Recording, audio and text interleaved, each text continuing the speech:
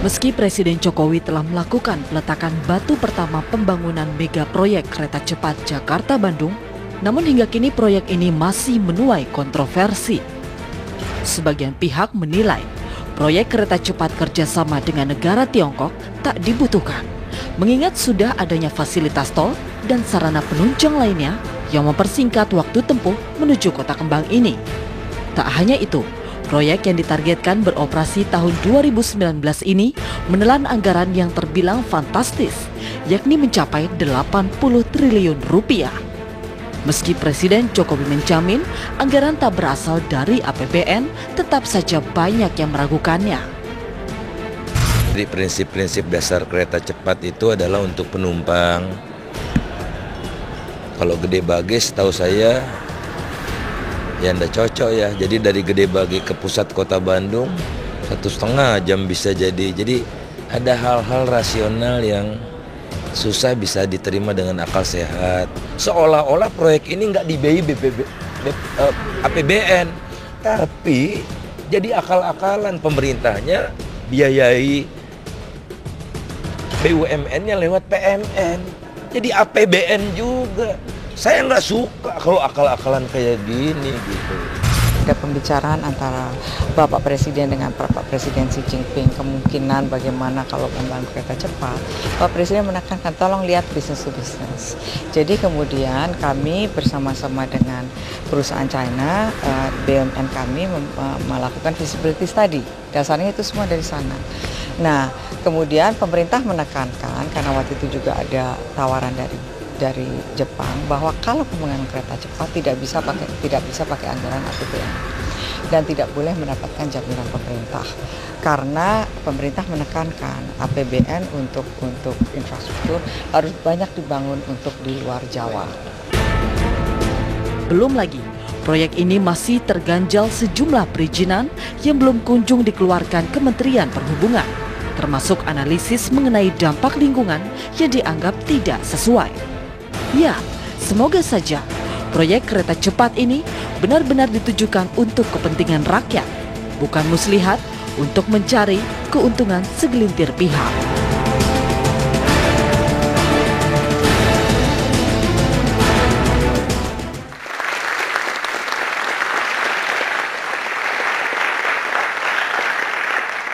Kereta cepat untuk siapa? Apa urgensinya kereta cepat dan siapa yang diuntungkan dalam tanda kutip dengan proyek kereta cepat ini?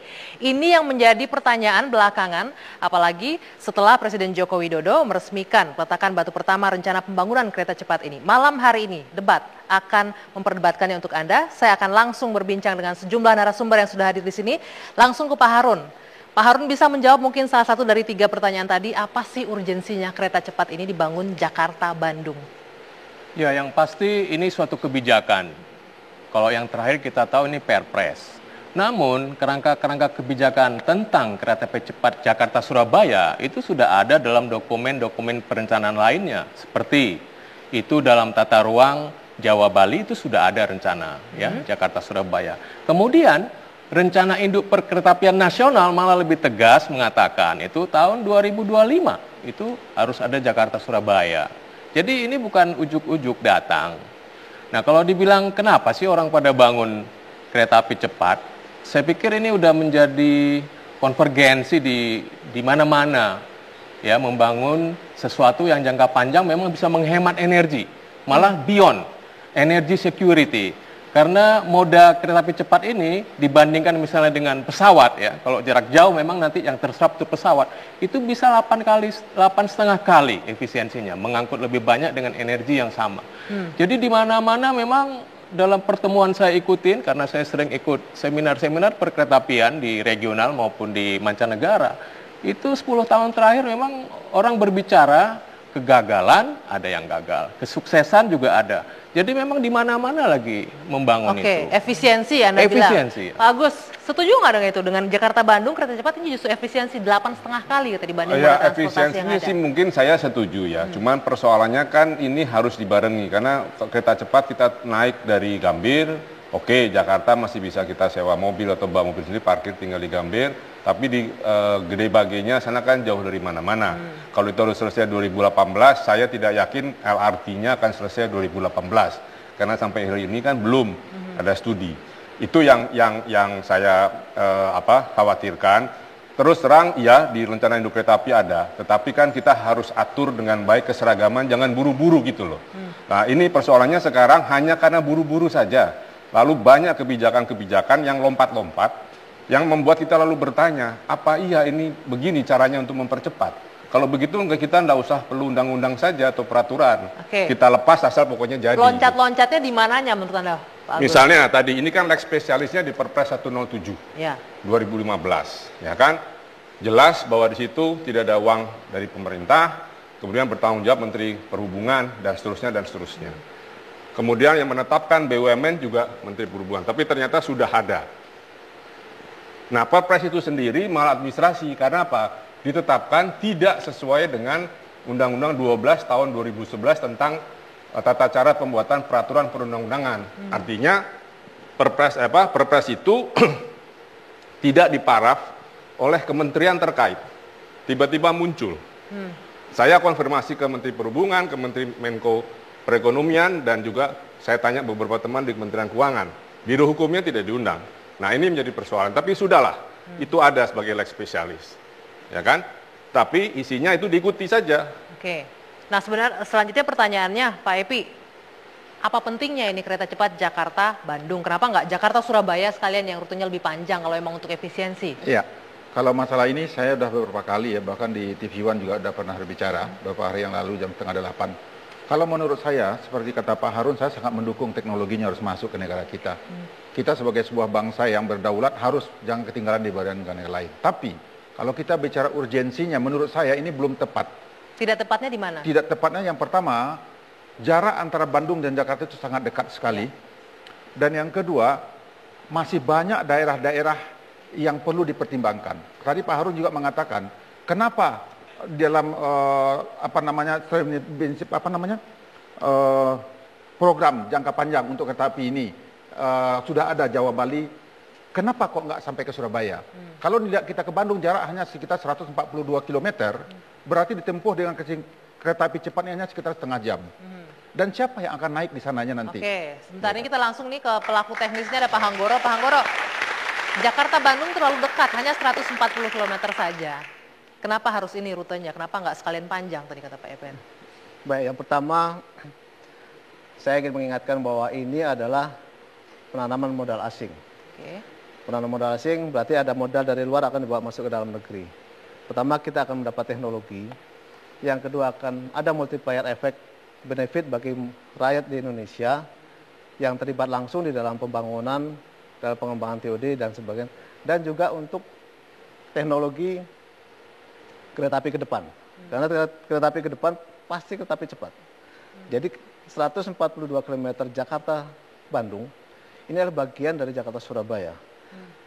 Kami mendapat penugasan ini Jakarta-Bandung. Tentu ini yang kami akan kerjakan, kami akan optimalkan, karena kami melihat bukan hanya untuk efisiensi, tetapi juga ada multiplier efek yang besar.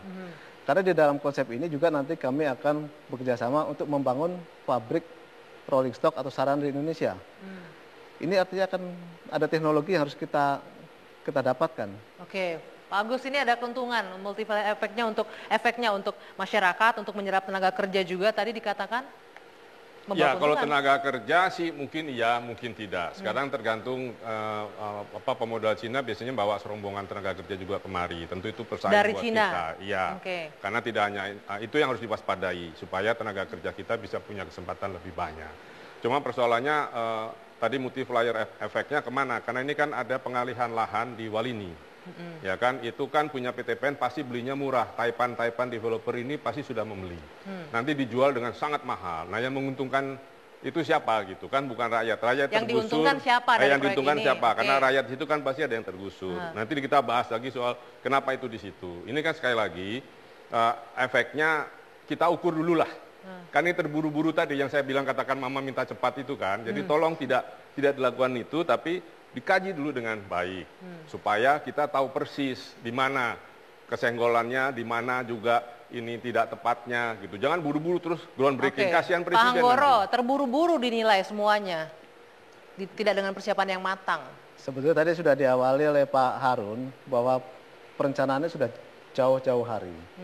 Dan kami menyiapkan rancangannya juga bukan terburu-buru. Memang kalau dibandingkan yang normatif berjalan sekarang ini, kok cepat sekali perizinan-perizinannya. Kami terus terang harus intens dalam menggarap proses perizinan ini. Tidak bisa kita hanya nyampaikan, tapi kami yang mengawal semua proses. Dalam pembahasan ada kekurangan, kami harus melengkapi. Itu komitmen kami bahwa proyek ini harus dilaksanakan mengikuti ketentuan kaidah yang berlaku. Tidak ada melanggar. Kalau tidak terburu-buru, kenapa tidak Jepang yang sudah melakukan kajian 3 tahun ini? Cina ini kan hanya baru beberapa bulan kajiannya. Kenapa tidak itu yang dipilih?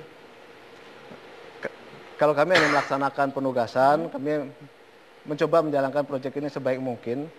Dan yang kami lihat dari Cina ini adalah free, tidak ada APBN. Tidak ada jaminan pemerintah berupa jaminan finansial. Yang kami butuhkan hanya kepastian hukum. Oke, benar begitu Pak Agus, tidak ada pendanaan dari APBN, tidak ada jaminan pemerintah? Terlalu tepat, misalnya tadi studinya cuma 3 bulan. Ini sesuai dengan saya ketemu dengan JICA dan Bappenas dan juga Kementerian BUMN, itu cuma 3 bulan. Nah kemudian setelah itu juga kenapa tiba-tiba misalnya di suratnya ada suratnya Menek BUMN kepada BUMN itu supaya mengkaji ulang, melakukan due diligence dan sebagainya benar-benar kuat atau tidak, itu tidak dilakukan. Ya, kemudian juga BUMN itu kan masing-masing punya equity yang terbatas. Nah, terus terang dan seterusnya. Kemudian juga munculnya studi AMDAL yang begitu cepat, kan bikin warung rokok aja juga tidak bisa 1 bulan untuk AMDALnya. Kan ada KLHS, ada macam harus dikaji, di situ daerah patahan, tentu harus bagaimana. Dan itu menurut saya paling cepat 1 tahun mungkin. Kemarin saya bicara dengan Pak Surono yang ahli gunung berapi, dia juga mengatakan ya saya harus ikut karena studi AMDAL sudah mengatakan boleh. Ya kan, kemudian muncul tadi Perpres 107 juga aneh. Muncul lagi 103. Belum lagi mengkaji, tadi Prof Harun sudah mengatakan bahwa itu sudah ada lama, betul. Tapi tata ruang juga harus diatur. Nah ini yang menjadi persoalan. Teman-teman di Jawa Barat, Walhi Jawa Barat akan menggugat kenapa tata ruangnya diabaikan. Karena di tata ruang itu kesalahannya pidana loh. Masih banyak PR sebenarnya untuk kajiannya. Pak Harun mungkin mau menanggapi, lalu pertanyaannya siapa sih yang diuntungkan dengan semua yang serba cepat ini? Kita akan lanjutkan usai jeda, saat lagi debat akan kembali untuk Anda.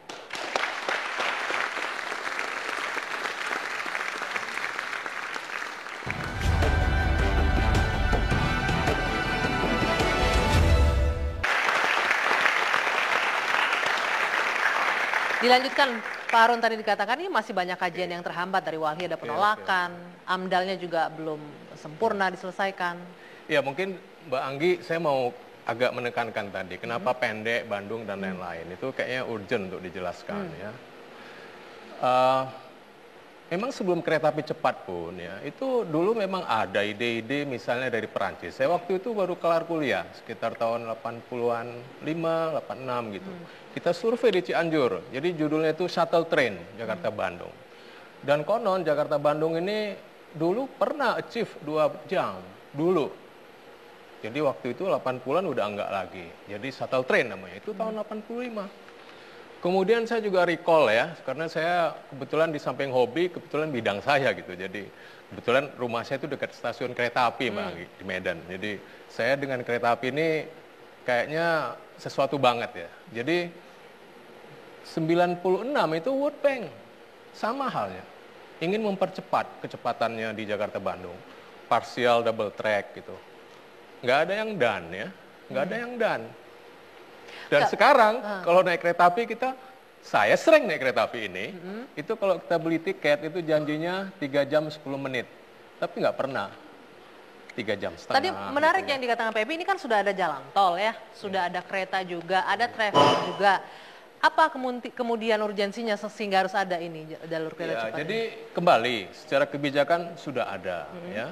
Jadi memang ini sebagai kajian kalau boleh saya sharing ya. Jadi ini ada kajian yang mengatakan pilihan ya. Jadi ada bisa lewat Pantura, bisa lewat Bandung ke Cirebon. Jadi kalau tidak lewat Bandung, Kalau tidak lewat Bandung, itu memang nggak nendang. Istilahnya kalau lewat Bandung tuh ibarat naik angkot tuh dia ngetem lewat Bandung. Jadi nendang, ridership-nya yang naik tuh lebih banyak. Itu kajian Jepang mengatakan demikian, kajian Cina juga mengatakan demikian. Jadi sebagai tahap 1 menuju Surabaya, worth it gitu. Ini untuk sebagai lewat Bandung. Pilot project atau pionirnya sebelum kereta jarak jauh lagi. Sebut tahap 1. Mungkin peletakan batu pertamanya nanti peletakan batu kedua ya Bandung, Cirebon, Surabaya. Oke, Pak Epi, begitu penjelasannya. Jadi ini jangka panjangnya dimulai dengan Jakarta Bandung dulu sampai ke ujung. Memang kita pemikirannya saya setuju yang Pak Arun, berjangka panjang harus kita pikirkan. Tetapi dalam saat-saat seperti ini, sebagaimana yang saya katakan tadi bahwa untuk Jakarta Bandung itu kan fasilitasnya sudah memadai, Pak. Ya, dan juga kita lihat dari menurut saya ini bisnis ini nggak layak.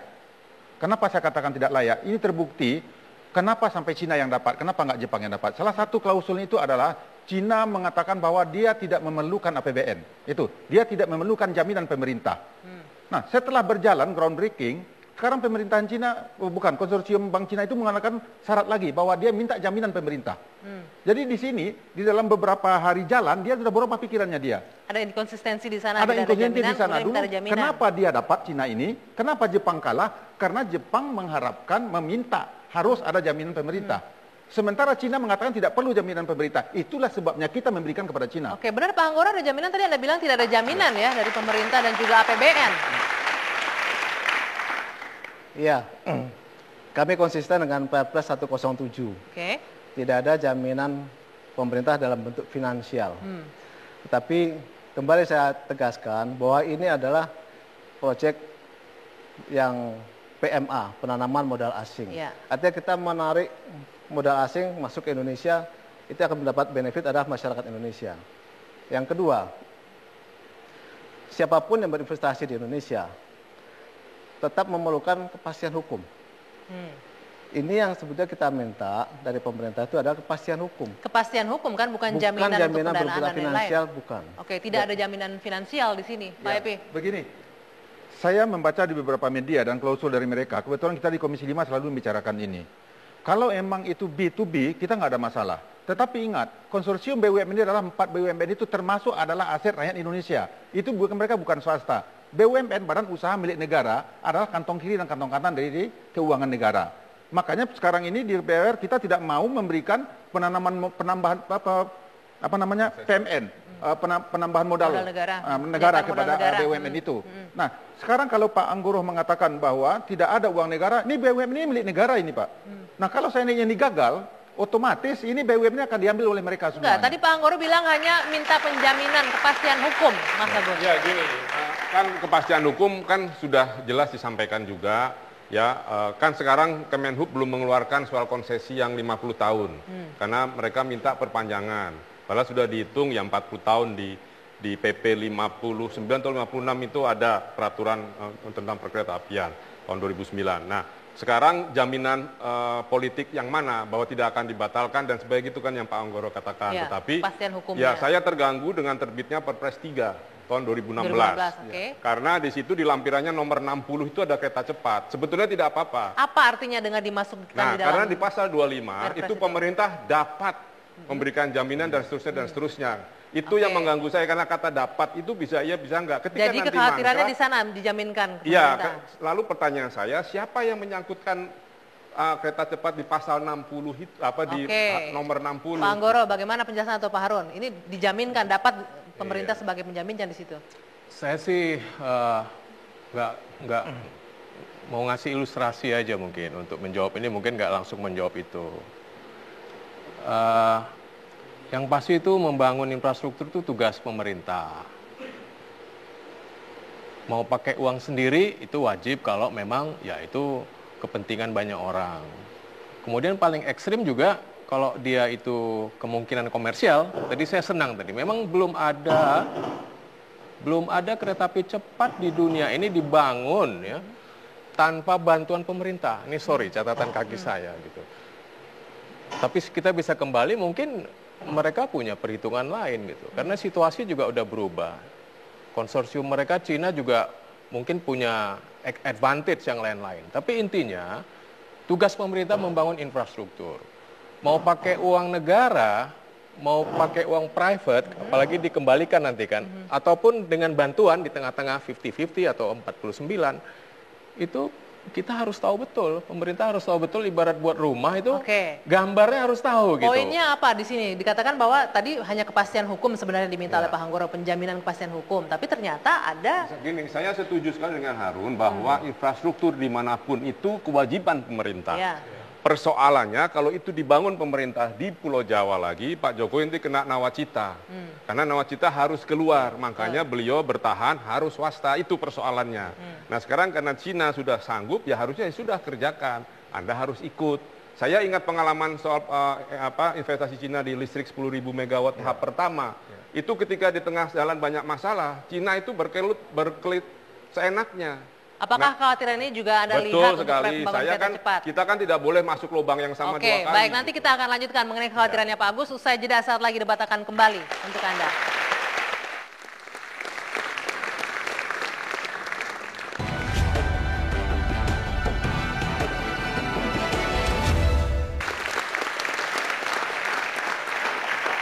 Kita lanjutkan kembali, Pak Hanggoro tadi dikatakan hanya meminta jaminan kepastian hukum, tapi ternyata disisipkan di Perpres itu. Pak Agus tadi bertanya, siapa yang menyisipkan ini di poin ke-60 sehingga pemerintah dapat memberikan jaminan di proyek ini? Saya ingin mencoba kembali lagi, ini adalah penanaman modal asing, berarti ada uang dari luar yang akan ditarik masuk ke Indonesia. Dan ini diperhatikan oleh seluruh dunia. Kalau ini tidak ditreat secara wajar, secara benar, secara fair, ini akan mempengaruhi investasi yang lain. Satu itu. Yang kedua, kalau ditanya masyarakat, mau nggak ini jadi utang rakyat? Pasti nggak mau. Tapi kalau utang swasta, katanya, ya semua mau. Mari kita melihat ke depan. Ini proyek besar, swasta, tidak pakai jaminan pemerintah, tidak pakai APBN. Tentu di dalam proses mungkin ada kekurangan, ya mari kita perbaiki. Satu hal yang saya tangkap dari Pak Effendi, Pak Agus Pambagio, kita harus hati-hati. Jangan sampai berpengaruh kepada BUMN. Dan itu sudah diamankan di dalam Joint Venture Agreement. Tidak ada, sudah kita putus. Kalau something wrong terjadi, putus, tidak ada berdampak kepada BUMN. Jadi marilah kita kawal, kita waspadai semua supaya ini sesuai aturan, karena kesempatan kita. Oke, sebentar sampai di sana. Benar nggak ini tidak akan berdampak ke BUMN? Karena aset-aset BUMN dijaminkan kan ke begini, Bank Cina. Pak Hanggoro, saya berkali bicara sama Bapak harus hati-hati. Saya setuju Bapak harus hati-hati. Karena sayangnya saya sama Bapak, dan sayangnya saya kepada bangsa dan negara ini, maka saya selalu ngotot untuk lebih hati-hati dalam memperjuangkan proyek ini. Kenapa? Jakarta-Bandung jarak 142 km. Di situ siapa yang akan menggunakan? Anggarannya 75 triliun, Pak. Siapa yang akan menggunakan kereta api ini nanti? Menurut survei Pak Harun, saya baca ada sekitar 61.000, bahkan lebih dari 20.000 akan memakai. Saya tanya masyarakat yang mana yang akan memakai itu? Menurut data yang mereka berikan kepada kita, tiketnya itu 200.000. Saya mau tanya, masyarakat mana yang akan memakai dengan tiket Jakarta-Bandung itu 200.000? Dan siapa yang akan naik kereta api ini? Dan kapan mereka beli event poinnya kapan? Dan juga kereta api cepat ini, Pak. Di Cina itu ada 7 atau 9 itu rugi semua, Pak. Di Jepang Shinkansen aja itu 12 tahun baru mereka pulang modal. Nah, apalagi di tempat kita di Jepang, taraf hidup mereka tinggi dan mereka pekerja semuanya dari satu pulau ke pulau yang lain, mereka itu bisa bersenambung dengan Shinkansen ini. Kalau kita, Pak, siapa yang akan naik kereta api ini? Dan yang saya takutkan dari awal adalah proyek ini bisnisnya tidak layak, rugi pasti ini menurut saya. Kenapa? Karena nggak akan mungkin orang akan naik kereta api itu ke Bandung kalau seandainya tujuan mereka itu selain daripada bisnis. Sudah dipastikan akan rugi begitu proyek ini? Menurut saya ini rugi bisnisnya. Coba kita akan tanyakan. Belum layak. Begini pertanyaan saya. Contohnya Mbak Anggi, kalau mau ke Bandung tujuannya apa? Untuk wisata kan? Kalau mau ke wisata ke Bandung, apakah Mbak mau naik kereta api cepat ini? Bawa anak, bawa keluarga, yang lain-lain seperti itu. Dengan apalagi tiket misalnya satu orang 200.000 begitu dengan ya? 200.000. Apa nggak main mobil sendiri? 2 jam kita udah sampai, 2,5 jam kita udah sampai di Bandung. Kalau naik kereta api cepat ini, dari rumah kita pergi lagi ke stasiun. Oke. Sampai di Bandung kita di stasiun lagi. Baik, Pak Epi sebentar. Kita akan undang Mas Riza Primadi. Mas, ini katanya merugi nih proyek kereta cepat Jakarta-Bandung. Bagaimana penjelasan? Boleh sambil berdiri? Saya hanya mengutip apa yang di research-nya Pak Harun ya, saat ini ada 140.000 pergerakan manusia Jakarta-Bandung. Kalau sekarang ini hampir yang naik kereta api cuma 3.000. Berarti ada kurang lebih 135.000 sekian yang naik mobil dan segala macamnya. Kalau mereka dikasih alternatif lain, pasti mereka mau. Dan kita nggak banyak-banyak kok. Maksudnya PT KCIC hanya memproyeksikan 30.000 Pak ya, maksimum sehari. Itu pada tahun 2019. Sekarang kalau Anda naik kereta api 120.000, naik naik travel kurang lebih segitu. Nanti 5 tahun lagi, 4 tahun lagi, angka 200.000 itu yang sekarang 120.000 akan mendekati karena inflasi segala macam. Sehingga ketika ada alternatif yang perjalanan hanya 40 menit maksimum dengan biaya 200.000, yang notabene selisih dengan existing transportasi yang nanti itu, nggak jauh-jauh amat, orang akan menjadi pilihan itu. Nah, ketakutan bahwa sampai di sana tidak ada transportasi kan dipecahkan dengan LRT. Betul, itu akan memakan waktu. Tetapi saya yakin karena itu sudah mendapat penugasan ketika rapat pada bulan Januari, awal Januari lalu, ketika Gubernur dan Wali Kota Jawa Barat meminta LRT Bandung Raya sebagai bagian dari proyek AST ini, itu akan membuat transportasi di Bandung sudah tidak lagi masalah nantinya tentu. Kalau kita bicara sekarang, kalau kita mendarat sampai ke Tegaluar, masalah betul sampai ke tengah kota. Mas Agus. Saya setuju sekali 100% dengan apa yang disampaikan. Persoalannya adalah jangan terburu-buru, semua ikuti koridor hukum perintahnya. Misalnya jangan paksa Menteri Perhubungan untuk cepat. Ketika tidak mau cepat, dia melawan presiden, kan begitu. Semua itu ada aturannya. Siapa sih yang memburu-buru, Mas Agus? Lah ini kan harus semua cepat, semuanya diminta izin konsesi, izin segala macam dipercepat. Sementara kan beberapa persyaratan yang dipersyaratkan oleh peraturan yang ada belum dipenuhi. Surat Dirjen Kereta Api tanggal 21 Januari minta kepada Pak Anggoro untuk ada 10 poin. Tadi saya cek ke Pak Dirjen sedang proses, artinya belum selesai. Nah, Menteri Perhubungan kita larang jangan memberikan izin sebelum semua persyaratan itu Oke, Mas Riza, masuk. kenapa ada kesan terburu-buru ini? Kenapa tidak dikaji termasuk dengan juga lebih amdalnya mendalam? loh, amdalnya hari. Juga. Iya, saya pikir sebagai sebuah proyek PMA ya, apa yang diminta oleh aturan akan dipenuhi.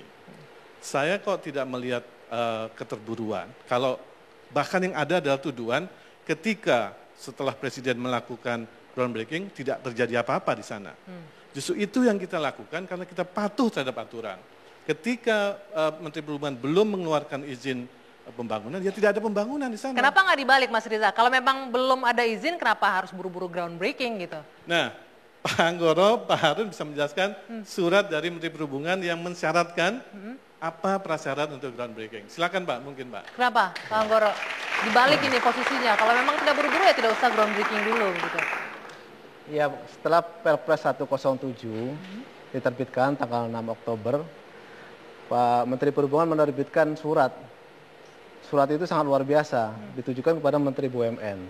Dan itu menjadi pegangan kami dalam menjalankan semua prosedur. Ini sangat luar biasa bagi saya, bagi konsorsium. Yang isinya apa suratnya itu? Semua prosedur disebutkan di sini, perizinan disebutkan di sini. Dan itu kita penuhi. Kita coba penuhi semua proses terase, penetapan berusaha. Kami mengikuti ini, sangat menolong sekali.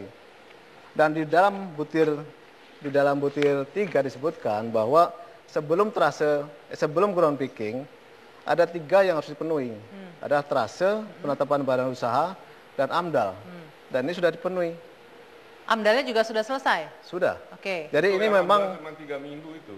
AMDALnya itu harusnya setahun lebih karena yang itu menjadi keberatan apa dengan waktu 3 minggu saja tidak ya nggak ada studi AMDAL segitu cepatnya. Apalagi untuk proyek yang begitu dahsyat dan itu akan terkena pada publik dan kemudian di situ daerah patahan. Kalau sekarang Anda ke Bandung lewat Cipularang itu di kilometer 90-an, 92 sekian, itu tanahnya selalu turun dan itu nanti ada di melewati itu. Bagaimana? Makanya itu saya sampaikan pada kemarin di Muhammadiyah, pada tolong Pak Surono Kepala Badan Geologi Kementerian SDM dilibatkan. Dengan AMDAL 3 minggu sangat rawan. Tidak bisa memberikan kepastian keamanannya dan lain-lain. Iya, saya pikir apapun proyeknya, memang persiapan proyeknya harus matang. Ya, jadi memang saya yakin juga memang persiapan ini masih ada yang bolong-bolong. Ya diselesaikan aja. Jadi belum Dikasih matang waktu. sebenarnya Anda melihat Pak Harun? Ada yang perlu dilengkapin memang. Ya silakan aja. Sebagai kelengkapan ya dilengkapin kan gitu. Tapi saya mau kembali, diskusi kita kan ini mau melihat perspektif sebetulnya kewajarannya seperti apa ya. Jadi yang penting namanya mega project seperti ini di dunia ini banyak kajian ya. Banyak sekali kajian. Itu memang resiko-resiko yang paling gede itu memang utamanya itu ada cost overrun. Jadi semuanya kan dikaji sekarang, tapi di tengah jalan kita nggak tahu. Jadi ada biaya yang bisa membengkak. Tadi salah satunya masalah demand. Saya juga bisa cerita panjang ya, kenapa dan bagaimana. Tapi intinya memang banyak yang overestimate gitu ya. Nah, seperti misalnya kasus yang paling besar mega project itu adalah Channel Tunnel ya. Itu akhirnya bangkrut. Lalu apa peran para pemberi investor gitu ya, termasuk juga masyarakat? Ada 1.000 atau 1.000.000 pemegang bond daripada proyek itu. Itu akhirnya kedua pemerintah Prancis dan Inggris itu hanya memberikan kelonggaran tambahan konsesi. Oke, kalau ditarik Paling untuk kereta maksimum cepat gitu. Bandung-Jakarta ini? Ya, makanya jadi apapun proyeknya, pemerintah dalam hal ini Kemenhub sebagai garda terdepan harus bisa memonitor rencana bisnis mereka. Oke, artinya Karena masih namanya bisa ada swasta juga tidak mau rugi. perbaikan-perbaikan Tapi di tengah jalan kewajiban begitu negara, maksudnya. negara sudah memilih ini harus dibangun sometime someday. Dan di garda terdepan adalah Kemenhub. Ya silakan diplototin. Oke, baik, nanti kita akan lanjutkan termasuk nanyakan ke Mas Tulus apakah benar masyarakat diuntungkan nih dengan posisi kereta cepat ini. Kita jeda sejenak, debat akan kembali sesaat lagi.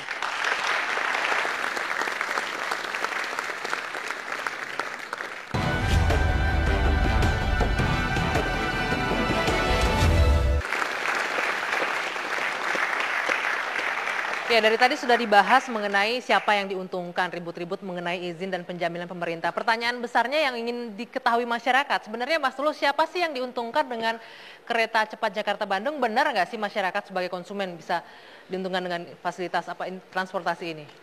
Ya, terima kasih Mbak Gi. Jadi kalau pertanyaannya siapa atau masyarakat mana yang diuntungkan tergantung ya masyarakat kelas mana. Tetapi tadi saya tertarik dengan pernyataan Prof. Harun bahwa yang namanya transportasi itu adalah efisiensi dan hemat energi. Ya. Nah, oleh karena itu sebenarnya pemerintah itu akan jauh lebih bermartabat jika pikiran dan tenaganya difokuskan untuk perbaikan transportasi publik yang ada di kota-kota besar, khususnya Jakarta dan lainnya yang sampai detik ini amburadul. Ya, jadi mestinya sudahlah kereta cepat itu satu lompatan, tapi jangan sekarang. Ya, jadi jangan sekarang dan kemudian pemerintah terfokus perbaikan transportasi publik yang jauh lebih dibutuhkan dan kalau bisa mengatasi public transport di kota-kota besar, itu penghematan energinya akan jauh lebih besar dibanding hanya kereta api cepat. Ya, coba kita hitung berapa konsumsi bahan bakar setiap hari yang digunakan untuk kendaraan pribadi. Kalau itu bisa dikonversi kepada angkutan umum, itu jauh lebih dahsyat. Nah, tadi Pak dari DPR mengatakan bahwa sebenarnya kereta ini pasti rugi. Kalau pengalaman negara lain juga merugi, saya justru menduga sebenarnya memang yang ditarget utama kereta api ini bukan jual tiket, tapi jual lahan properti yang akan diborong oleh pihak-pihak yang nanti akan sangat diuntungkan dalam bisnis ini. Oke. Ya. Jadi ada pihak ketiga yang diuntungkan, saya sini mendengar para pengembang properti. Sudah ada konglomerat properti yang sudah mendapatkan konsesi 1.000 hektar di sana. Dan inilah yang akan jauh lebih menggiurkan daripada bisnis kereta apinya sendiri. Jadi ini pasti merugi lah, tapi itulah yang akan disasar untuk benar begitu. kedepannya. Oke, Mas Harun. Jadi ini ternyata yang disasar, yang diuntungkan terjawab sudah nih para pengembang properti yang ada di lahan jalur kereta itu. Ya, kita ambil contoh mungkin yang paling tadi disebut Mas Tulus itu angkutan umum perkotaan ya. Itu Hong Kong ya. Hong Kong, kita ambil Hong Kong. Hong Kong itu kalau nggak salah memang ya rugi, kalau dari relnya juga rugi dia. Tapi dia bisa dapat dari properti-properti sampai pendapatannya itu bisa 27,5% dari total pendapatan. Jadi benar yang diuntungkan hanya pengembang properti di sini? Bukan, jadi justru yang tekor di situ ini di cross subsidi untuk menutupin ini. Jadi untuk membiayai itu sebagian diambil dari keuntungan yang di sini, dari properti. Seperti itu. Yang terjadi di dunia kereta api seperti itu. Nah, bicara kereta api cepat, lalu angkutan perkotaan, ini memang nanti siapa yang diuntungkan kalau kereta api cepat kita lupakan dulu lah ya Bandung atau sampai Surabaya. Tapi intinya tren yang terjadi itu memang akhirnya banyak menyedot angkutan udara. angkutan udara akan pindah banyak ke rel kereta gitu ya. Ya karena memang kebanyakan airport itu kan jauh gitu ya. Sementara stasiun kereta api cepat itu di tengah kota, belum lagi ada check-in segala rupa. Orang lebih senang naik kereta api cepat, itu kecenderungannya ke sana. Nah untuk Jakarta Bandung tentunya udah nggak ada lagi penerbangan. Dulu masih ada ya. Sekarang yang kita tahu yang paling banyak ya pastilah yang jalan tol. Ya. Oke, sebentar sampai di sana. Pak Edi, Anda bisa, Pak Epi, tadi dikatakan ini yang diuntungkan ternyata adalah pengembang-pengembang properti yang ada di lintasan itu. Nah, saya juga punya pemikiran seperti itu. Karena saya telah mempelajari bisnis ini, sekarang kan dari awal bahwa ini bisnis ini nggak layak. Kelayakan bisnisnya jauh. Nah, kalau seandainya Pak Harun mengatakan tadi itu, bahwa memang Jakarta Bandung ini pesawatnya nggak ada. Nah, kalau memang Jakarta Bandung ini pernah pesawat yang tidak diharapkan, kenapa Jakarta Bandung yang dibikin? Tadi Pak Harun mengatakan bahwa kereta api ini untuk jarak jauh, menyerap dan lain sebagainya. Tetapi dimanapun, saya lihat kereta api ini untuk jarak jauh. Kalau seandainya yang dibikin jarak jauh, saya sangat setuju. Tapi kalau proyeknya untuk Jakarta Bandung, menurut saya ini bisnisnya belum layak, Pak. Dan nanti akan rugi adalah rakyat. Apalagi aset PTPN yang akan diambil oleh mereka. 4 konsorsium BUMN ini, saya lihat ini nggak ada hubungan nih semua dengan bisnis transportasi ini. Kecuali hanya Wijaya Karya. Mungkin Wijaya Karya akan dapatkan proyek untuk pelaksanaan itu. Tapi jasa marga apa yang didapat oleh mereka? Maka jasa marga rugi. Berarti jasa marga dipaksakan untuk ikut dalam konsorsium ini. PTPN apa yang didapat oleh mereka? Aset mereka yang diharapkan oleh konsorsium ini untuk dijual kepada mereka. Atau memang dipaksakan juga PTPN ikut. Yang satu lagi kereta api. Kereta api karena mereka memang udah bisnis seperti itu, ya mungkin mereka jauh lah dengan bisnis itu seperti itu. Tapi yang dua ini apa? Oke, Mas Riza bisa dijelaskan ada kemungkinan aset-aset BUMN ini bisa dikuasai oleh asing akhirnya? Ya, yang pertama bahwa yang paling diuntungkan sebenarnya pada titik-titik yang disebut stasiun ya. Di Halim, Kerawang, Walini, dan Tegaluar. Kalau kita lihat contoh Walini yang Pak Api persoalkan. Yang kita sebutkan, yang disebut bahwa Walini itu adalah Mas Agus mungkin ya, tanah-tanah Walini. Yang sekarang akan dikembangkan adalah Walini sebagai sebuah kota baru nantinya. Nah, dari sekian ribu hektar yang punya Walini, hanya sebagian yang dijadikan konsesi atau bagian dari proyek kereta api cepat bukan diserahkan. Tapi ada memberikan konsesi, istilahnya hak penggunaan lahan begitu, tidak ada serah terima kepada KCIC yang nantinya itu akan dibangun sebagai sebuah kota baru. Nah, kalau misalkan kereta cepat tidak lewat kereta Walini, ya tidak akan terjadi. Betul bahwa memang TOD, Transit Oriented Development adalah salah satu revenue stream untuk proyek ini. Nah, masalahnya apakah nanti tanah itu akan diserahkan? Tidak. Itu kan ada ada konsesinya. Sama seperti kalau ada tanah pemerintah dibangun gedung, kemudian nantinya diserahkan kembali setelah itu terjadi. Jadi saya pikir tidak perlu khawatir bahwa aset BUMN akan jatuh ke tangan asing. Nah tapi artinya benar dong kata Mas Tulus yang mengatakan yang diuntungkan ini pengembang properti akhirnya. Nah makanya kalau dilihat, yang diuntungkan kan dekat-dekat stasiun. Yang di situ siapa yang punya? Yang di Halim itu, ya kita akan bicara lain lah soal Halim. Sekarang yang diharapkan kan tanah yang di Halim, yang milik Panglima TNI AU. Ya, TNI AU. Kemudian di Kerawang, kemudian di Walini, kemudian Tegaluar. Itu semua bukan milik pengembang yang kekhawatiran dari Mas Tulus tadi. Sejauh ini bukan. Jadi tidak benar tudingan bahwa yang diuntungkan pengembang properti di sini ya? Tidak benar. Tidak benar. Oke, Mas Agus ingin menanggapi nanti, tapi kita jeda sejenak. Debat akan kembali usai jeda sesaat lagi.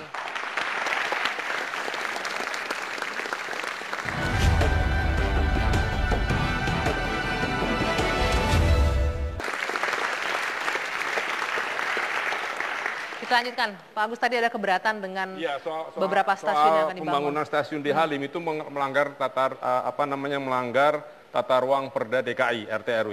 Ya, jadi itu harus di-clearkan dulu. Karena itu juga melanggar PP Ruang Pertahanan Negara. Sekali lagi itu adalah bandara enklav sipil yang milik TNI AU. Jadi situ harus clear dulu karena melanggar tata ruang itu hukumnya pidana.